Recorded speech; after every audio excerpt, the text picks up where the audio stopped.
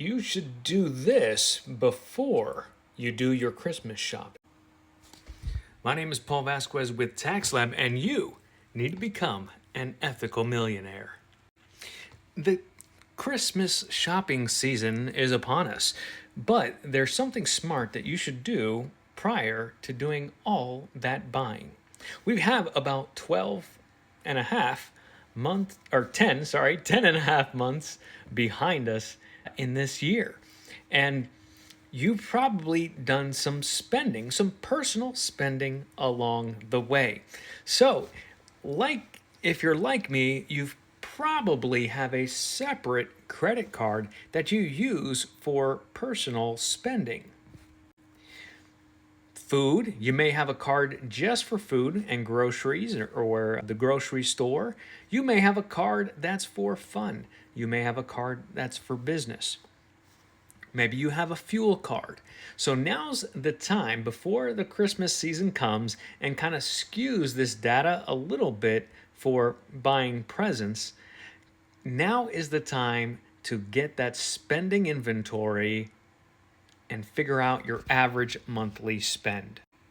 That average monthly spend can help you set certain goals, right? So if you know how much you need to live off of, then you can begin to budget and plan and decide what you need to be setting a goal for in the new year.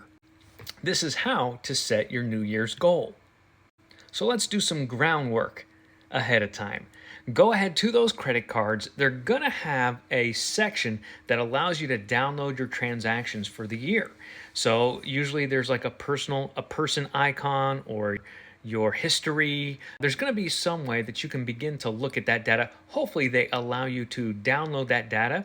If you have an app like QuickBooks or Wave apps, you can often link your accounts there and they'll pull in that data automatically for you. It makes it a lot easier. Or you can download the spreadsheet and then begin to utilize that data. So you can look at those numbers, go ahead and put that data tool at the top of your spreadsheet. If you're using the spreadsheets, if you're using the apps, you might have to go through there and begin to play with their reports. But what you want to get to is kind of an average monthly spend. If you're doing a report that says year to date, you just maybe do it for the last 10 months and kind of get an average. Just take that spending for the last 10 months, divide it by 10, and now you have your average monthly spend. Now, that can be your goal. Now, maybe you do this again after you bought the presents to get what ratio the presents were out of that. That's still probably part of your budget, but you kind of want to get down to what's kind of the bare necessities that you need to live, right? So you get that number, and now you can either get really nitty gritty and look at last year's, your effective tax rate. You might just start with the third power system. If we just times that by 3. If we times that by 3, there's a good chance you're going to want to be saving and investing a third. Maybe a third is going to taxes, maybe not. Maybe you can save more of that if you got some good tax strategies. And then you're spending that other third on the goodies, on life. And you want to use some big and round numbers because inflation happens too.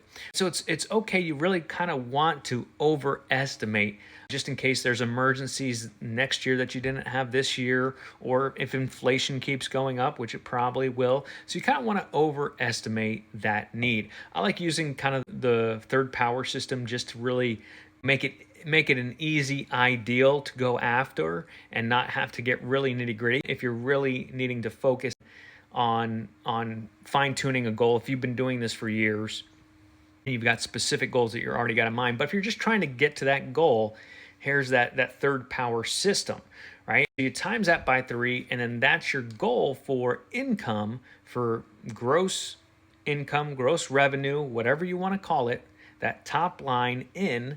That's your goal. If you divide that by 52, now you've got your weekly income that you need to make. Divide that 52 by 40. Now you've got your hourly wage that you would need to receive and work in order to meet that third power system goal. Of course, this is just kind of a easy way to start thinking about how to utilize your numbers to set goals to help you move forward in life and in the future. And it starts with knowing where you are now. If you know where you are now, then you can make a judgment call and say, okay, is what I have now enough, or do I need to stretch a little more? The fun thing about this is that, especially with the third power system, just by multiplying it by 3, you're already getting to where you would need to get to make sure that you're starting to put away that nest egg, putting away those funds, that you have money. And once you start practicing this, you'll have money to invest because you're setting your goals the right way. So it's a very simple way, a very simple method. If you don't already have a more fine-tuned system on how you're setting goals, use a third power system. That's the way you can start. If you want to get into the details on this, go to lab.tax, click on our Tax Lab Club, sign up for a premium membership. That way you can get access to the budgeting class. You can cancel at any time on that premium membership or downgrade to the free tier. But if you want to get the budgeting class, it's probably a good thing to do. You're heading off. Maybe you got some vacation time coming off. Maybe it's time to really get serious about being prepared to set good and effective New Year's resolutions. The time is really now to begin laying the groundwork. So that way, when you get down to setting those New Year's resolutions, you actually have some real data to start off with. You're not just like pretending and guessing anymore. Let's get serious about your success. I know I am. And as always, I wish you guys all the success.